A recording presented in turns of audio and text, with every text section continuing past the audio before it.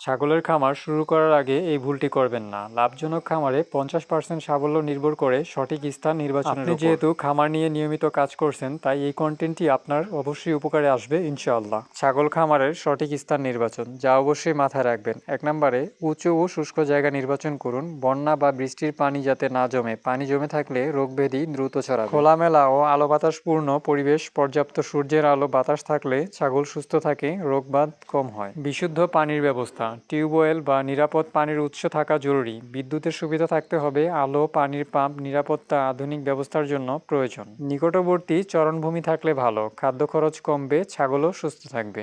নিরাপদ ও শান্ত পরিবেশ, আইন শৃঙ্খলা ভালো, সামাজিক সমস্যা নেই এমন জায়গা নির্বাচন করুন।